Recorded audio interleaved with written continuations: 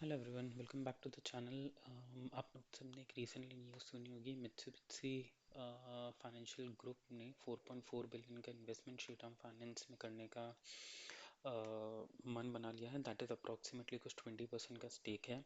सो जिसका 20% stake in the Shriram finance group, जो approximately अगर आप देखोगे तो 40,000 crore they are going to invest. Okay, this is a very very great investment और बिगेस्ट और लार्जेस्ट इन्वेस्टमेंट है फाइनेंशियल लैंडस्केप के पॉइंट ऑफ व्यू से in Indian NBFC sector, right. So जान लेते हैं ये एमयूएफजी है क्या। This is the subsidiary of the Mitsubishi bank और ये यहाँ पर कुछ 40,000 करोड़ का इम्पैक्ट कर रहा है to strengthen and aggressive growth, right. तो ये डेफिनेटली इम्पैक्ट करेगा। यहाँ पर अगर आप देखें तो रिकॉर्ड जो अभी रिसेंटली अगर आप देखेंगे न्यूज़ में, I will make a video on that also, कि एफडीआई का बहुत ज़्यादा इन्वेस्टमेंट आ रहा है कंसर्निंग अपनी नॉन बैंकिंग फाइनेंशियल सेक्टर्स में, right. That is credit market and economic trajectory, because India is now the growth factory. The new talk of the town is India, जहाँ पर इतने बड़े बड़े इन्वेस्टमेंट हो रहे हैं और इतने बड़े बड़े इन्वेस्टमेंट का फ़ायदा लेने के लिए these corporates, these multinational giants are after. Because अभी श्रीराम फाइनेंस के साथ इनका टाई अप में क्या हेल्प होगा, because of the credit products, technology, market expansion, right. Shriram finance already अगर आप देखोगे तो टायर 2, टायर 3, टायर 4 के अंदर बहुत पॉजिटिव पकड़ है। इनका मेट्रोज में इतना पकड़ नहीं है, अदर एनबीएफसीज का हो सकता है, बट इनका टायर 2, 3, 4 में बहुत अच्छा पकड़ है। अभी इससे क्या होगा, एक तो expansion of the MSME book इनका होगा ही होगा डेफिनेटली, बिकॉज आपके पास फंड्स अवेलेबल है। रिटेल एंड कमर्शियल लैंडिंग्स भी बढ़ेगा, and then lower cost funding जो इनका पहले प्रॉब्लम होता था, वो 40,000 they can directly divert into business now, right. क्योंकि इनके इनके ऊपर डेट नहीं है। इसका रिजल्ट क्या हुआ है, 52%, कुछ 901 के लेवल पर पहुंच गया है स्टॉक। अभी हम देख लेंगे कहाँ पर पहुंच गया है। ठीक है।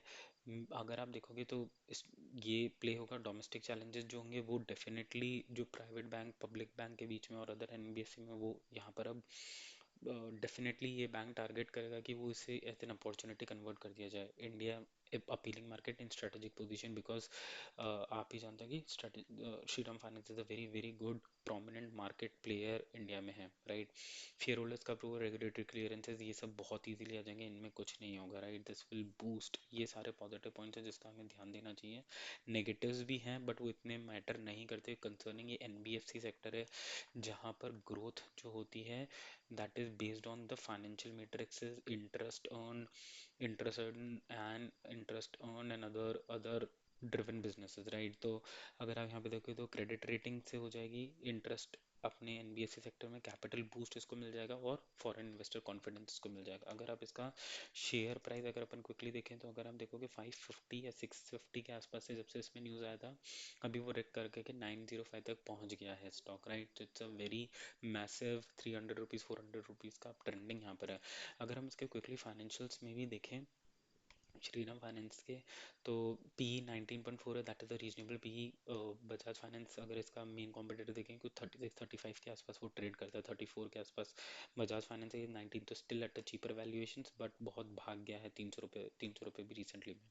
अगेन अगर इसके फाइनेंशियल प्रॉफिट देखें तो those are up trending, okay. 3279 का फाइनेंशियल प्रॉफिट है।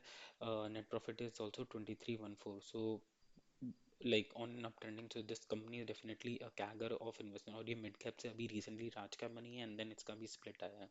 अभी स्प्लिट आया था 1 to 5 या कुछ। तो ये सारे पैरामीटर्स को ड्रॉ करके अगर आप देखें और इन्वेस्टमेंट देखें, why the Japanese banks are so much keen of investment in Indian sector में, तो आपको पूरी थ्योरी समझ में आ जाएगी कि हम किस ग्रोथ ट्रेजेक्टरी को वो लोग टारगेट कर रहे हैं, एंड हाउ आप एज ए रिटेल इन्वेस्टर उसके कैसे पार्ट बन सकते हैं। तो definitely keep a watch on this stock.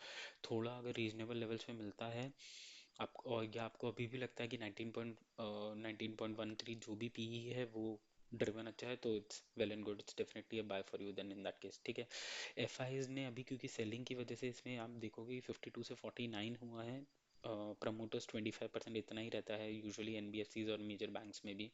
DIs increase हुआ है because definitely DIIs are giving a hit, and public का भी इंटरेस्ट इस कंपनी में पोस्ट स्प्लिट थोड़ा ज़्यादा हुआ है। तो ये सारे प्रोमिनेंट फैक्टर्स है, डेफिनेटली आपको ये स्टॉक रेडार पे रखना चाहिए, क्योंकि ये स्टॉक जो है वो ग्रोथ डिसाइड कर रहे हैं अब इंडिया की from a lower section, right.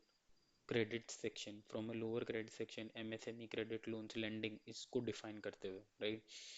तो बुक स्ट्रॉन्ग है, प्रेजेंस स्ट्रॉन्ग है, मार्केट स्ट्रॉन्ग है, मैनेजमेंट स्ट्रॉन्ग है, और फिर अब एक और स्ट्रॉन्ग मैनेजमेंट आ रहा है जो है जो जापानीज मैनेजमेंट है। तो इन सबको अगर आप प्ले करके देखोगे तो it's a very very good bat.